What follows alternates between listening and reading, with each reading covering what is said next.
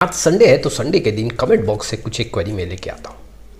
चलिए शुरुआत करते हैं। लेकिन आप में से बहुत ऐसे इन्वेस्टर हैं, व्यूअर हैं जिनको पोर्टफोलियो रिव्यू और डिज़ाइन को लेके प्रॉब्लम है।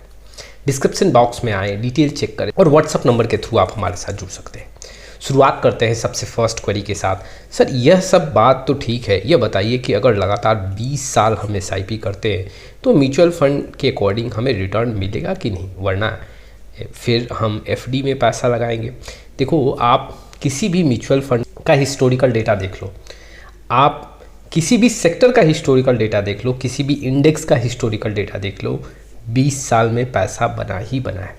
इक्विटी ओरिएंटेड स्कीम्स की बात करूं तो 20 साल में पॉजिटिव डेटा ही हमें देखने को मिला है। लेकिन अगर आपको लगता है, थोड़ा सा भी डर लग रहा है इक्विटी ओरिएंटेड स्कीम से, तो मैं तो आपको यही एडवाइस करूंगा कि आप काफ़ी सेफ होके चलो, क्योंकि देखो बहुत ही अप्स एंड डाउन्स आपको देखने को मिलेंगे। ऐसा नहीं है कि म्यूचुअल फंड में आपको ईयरली बेसिस पे रिटर्न बनेगा। बहुत लोग ये एक्सपेक्ट करके आते हैं कि अगर 14% का रिटर्न बन रहा है तो हर साल 14% जुड़ता जाएगा। ऐसा नहीं है। कई बार होता है कि आप लगातार 3 साल तक पैसा बनाओगे 14% और चौथे साल ये भी हो सकता है कि 50% मार्केट गिर जाए और आपका जो प्रॉफिट है वहाँ पे 0 भी देखने को मिले और फिर से मार्केट रिकवर हो, जो आपका रिटर्न था और ज़्यादा बनता हुआ देखने को मिलेगा। तो ups and downs mutual fund के रिटर्न में आपको देखने को मिलेगा और उस अप्स एंड डाउन्स को अगर आप नहीं फेस कर सकते हो तो वाकई में आपको म्यूचुअल फंड में इन्वेस्ट नहीं करना चाहिए। देखो, म्यूचुअल फंड में आप अपने रिस्क को कैसे मिनिमाइज कर सकते हो, कल के वीडियो में मैंने बताया था। लंबा समय दोगे तो रिस्क को मिनिमाइज कर दोगे और नुकसान नहीं होगा। 20 साल में तो नुकसान नहीं होगा, लेकिन फिर भी अगर आप यहाँ पे काफ़ी डर के ऐसे प्रोडक्ट को फोकस कर रहे हो तो मैं यहाँ पे एडवाइस करूँगा कि आप यहाँ पे कंजर्वेटिव फंड्स को फोकस करें या फिर मल्टी एसेट फंड को फोकस करें जिसमें रिस्क कम हो। अदरवाइज़ कई बार उठा पटक दिखेगा और आप वहाँ पे अपना नुकसान में पैसा निकाल लोगे। परी की तरफ बढ़ते हैं। कैनरा स्मॉल कैप में मेरा लॉस हो रहा है, क्या करें? देखिए, अभी जो स्थिति है अधिकतर स्मॉल कैप में पिछले 1 साल में अगर आप डेटा देखोगे तो या तो सिंगल डिजिट का रिटर्न देखने को मिल रहा है या नेगेटिव रिटर्न देखने को मिल रहा है। SIP में नेगेटिव रिटर्न है, मैं लमसम रिटर्न की बात कर रहा हूँ, या तो सिंगल डिजिट का रिटर्न देखने को मिलेगा या फिर नेगेटिव रिटर्न देखने को मिलेगा। कैनरा आपको स्मॉल कैप म्यूचुअल फंड का अगर मैं आंकड़ा देखूँ तो पिछले 1 महीने में 6% का गिरावट यहाँ पे नोट किया है। कैटेगरी एवरेज में भी वहाँ पे आसपास गिरावट देखने को मिल रहा है। 3 मंथ का आंकड़ा देखें तो 19% के आसपास है। कैटेगरी एवरेज में 18 से 19% का यहाँ भी गिरावट देखने को मिल रहा है। 6 मंथ में यहाँ पे जो गिरावट है ठीक आपको कैटेगरी एवरेज के आसपास गिरावट देखने को मिल रहा है। देखो, 1 साल 3 साल में यहाँ पे थोड़ा सा कमज़ोर है, लेकिन अगर आप देखोगे लंबे समय में यहाँ पे पैसा ज़्यादा ही बना है। मैं आपको यहाँ पे एडवाइस करूँगा कि आप थोड़ा इंतज़ार करो, समय दो। कई ऐसे स्मॉल कैप म्यूचुअल फंड है कि कुछ ड्यूरेशन में वो चलते नहीं है, पैसा आपको ज़्यादा नहीं बना के देंगे, फिर अचानक से वो रिकवर करेंगे, ज़्यादा पैसा आपको बनाना स्टार्ट करके देंगे। तो हो सकता है कि अभी ये स्मॉल कैप म्यूचुअल फंड में थोड़ा रिटर्न कम मिल रहा हो, लेकिन जैसे जैसे रिकवरी होगा यहाँ पे पैसा भी बनेगा।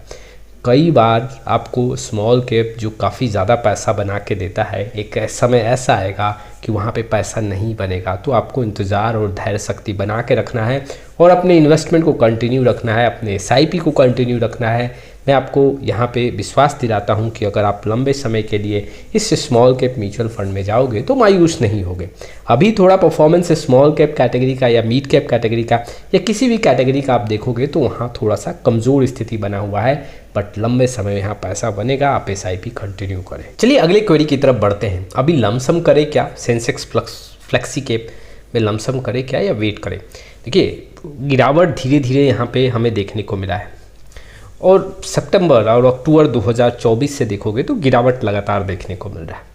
अगर आपने गिरावट में लमसम नहीं किया है, आप गिरावट में कोई स्ट्रैटेजी भी नहीं बना के रखे हो, अपने SIP में थोड़ा सा अमाउंट या टॉपअप भी नहीं किए हो, तो वाकई में आपको अब इस गिरावट में अपने पोर्टफोलियो में लमसम करना चाहिए।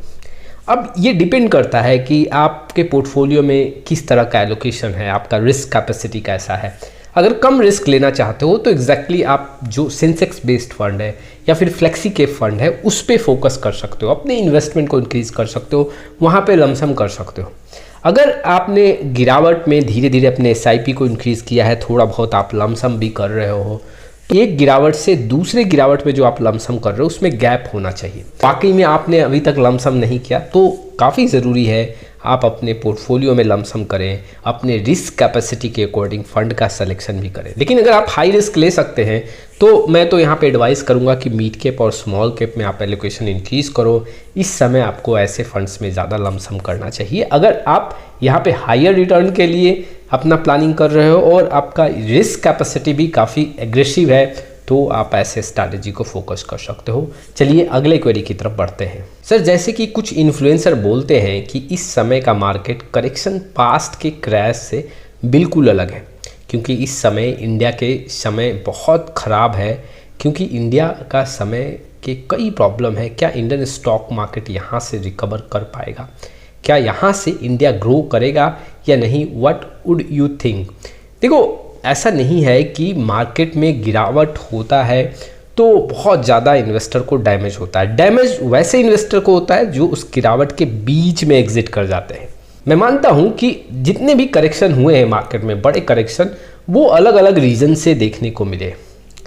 लेकिन अगर आप नोटिस करोगे तो हर एक करेक्शन के बाद रिकवरी ज़रूर होता है। ये आपने ज़रूर नोटिस किया होगा। तो ऐसा नहीं है कि मार्केट रिकवर नहीं करेगा, मार्केट रिकवर करेगा। जैसे आपके लाइफ में कई अप्स एंड डाउन्स होते हैं, कोई ऐसा सिचुएशन आता है जिसमें आपको काफ़ी दिक्कतों का सामना करना पड़ता है। और क्या हमेशा जो सिचुएशन आपके सामने, एक जो प्रॉब्लम आ रहा है, क्या वो प्रॉब्लम सेम है? नहीं, प्रॉब्लम आपके सामने अलग अलग आता है। लाइफ में काफ़ी अप्स एंड डाउन्स होते हैं। वैसे में करेक्शन जो आता है वो अलग अलग रीजन से देखने को मिलता है, लेकिन हमेशा आप देखोगे करेक्शन के बाद रिकवरी ज़रूर होता है। ऐसे कई ऐसे रीजन हैं जिसके चलते गिरावट हुआ है और उसके बाद रिकवरी भी हुआ है। तो यहाँ भी आप धैर्य शक्ति बना के रखें, यहाँ पे भी रिकवरी होगा, लेकिन समय कुछ ज़्यादा लग सकता है। अगले क्वेरी की तरफ बढ़ते हैं। Sir, is it right time to invest in mid cap और otherwise in flexi cap? Please comment जो मैंने अभी कवर किया था, अगर आप हाई रिस्क ले सकते हो तो वाकई में मिड कैप में आपको यहाँ पे लमसम करना चाहिए, और अगर रिस्क थोड़ा सा कम है तो यहाँ पे आप फ्लेक्सी कैप में लमसम करो। लमसम करना काफ़ी ज़रूरी है। अगर आपने पिछले 1 महीने 2 महीने में कोई लमसम नहीं किया है तो यहाँ पे आपको लमसम करना चाहिए, लेकिन आपको ये भी तैयारी करके रखना है कि यहाँ से कुछ और गिरावट हुआ तो कुछ हाथ में पैसा होना चाहिए जिसके बेसिस पे हम उस गिरावट का और ज़्यादा बेनिफिट ले सकें। ये कुछ इन्फॉर्मेशंस थे जो इन्वेस्टर के लिए काफ़ी इंपॉर्टेंट थे। आप में से बहुत ऐसे इन्वेस्टर हैं जिनको पोर्टफोलियो रिव्यू और डिज़ाइन को लेकर प्रॉब्लम है। डिस्क्रिप्शन बॉक्स में आए, डिटेल चेक करें और व्हाट्सअप नंबर के थ्रू हमारे साथ जुड़ सकते हैं। फिर मिलेंगे एक नए वीडियो के साथ, तब तक के लिए जय हिंद, जय भारत।